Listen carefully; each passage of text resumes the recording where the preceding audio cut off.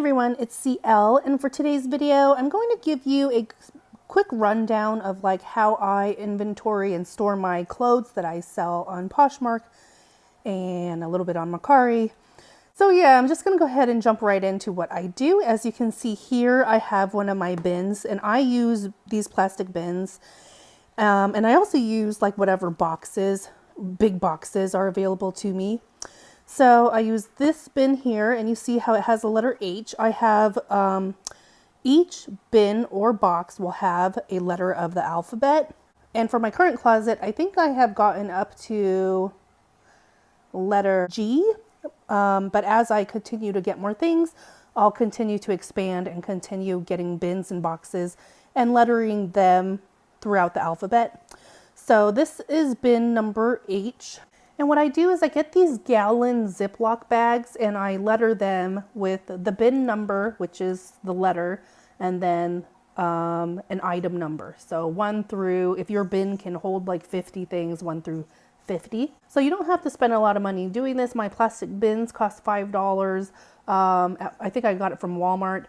And then my boxes, I just repurpose boxes. Like I ordered dog food from Chewy.com, and anyone that orders from Chewy knows that it comes in like a really big box. So I ordered dog food and just like repurpose that big box, and it's what I use to store my other clothes in. These gallon Ziploc bags are not expensive. You can get like the Walmart generic brand, and that you can get a pretty good quantity. I'm not sure if it's like 50 or 40, but a pretty good amount for just like $3 or so. Every time I go sourcing and get an item of clothing, I will put them in one of these Ziploc bags with a number on it. So for example, this item here was a button-up shirt, and I had room in my H box. Put the shirt in this Ziploc bag and I put it in my box number 8. And on my item listing on Poshmark, I will make a small little notation at the very bottom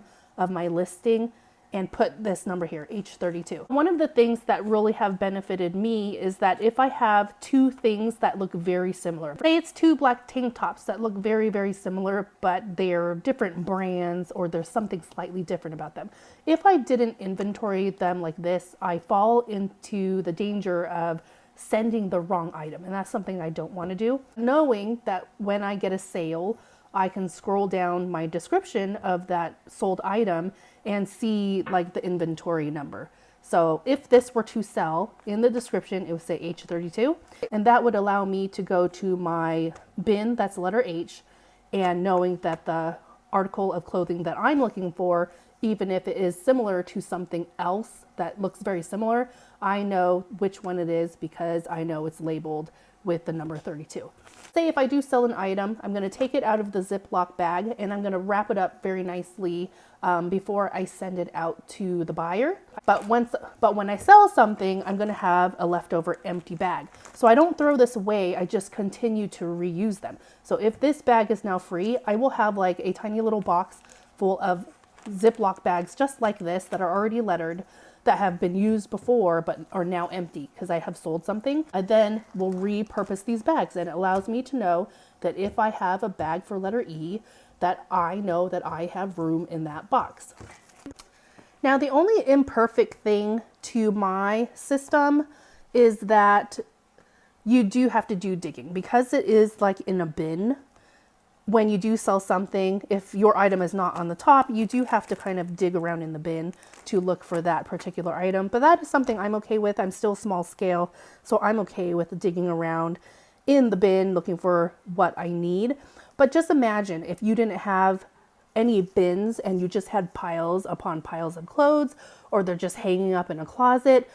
That would make your efforts even harder because you'd have to sort through everything, that whole pile, just to figure out what you're looking for. But if you have a bin like this, you're only sorting through the contents of the bin. It's not like all of these bins. Can you imagine if all of these bins here were just in one big pile and then you'd have to sort through that every time you sold something? No, I wouldn't like that. So this is what I have here. My bins where I store my clothes. It's working really, really well for me, so I'm happy about that. But not saying my whole system is perfect. So for example, I do have like a few hats that I sell, but I just put them in this like random box. Like I have a few hats, but I don't have a lot of hats. But I don't want to squish them in the same bin with my clothes because they're going to get like flattened. So for me, I have a little hat box. Right now it's just like this small little cardboard box, but as I continue to expand, I will get their own bin once I expand. But this is my current hat box. This is just so they don't get completely squished, and I can fold them and kind of like put them together. So then I have like a miscellaneous bins where it's not clothing, it's just like small little purses, and I do have like a separate bin for that because it's just like a few little items, and that I don't have like a perfect system for that. I just know that if it's not a clothing item, if it's a purse, I kind of put it with like my purses. So everything's a work in progress. I continue to make it better as time goes on. But so that is my current system. Everyone will have their own process that works for them. But if you are kind of new and you don't really know, maybe this will give you like ideas. Our video for today, that is how I keep track of all my items that I'm selling. And thank you for watching, and I'll see you later.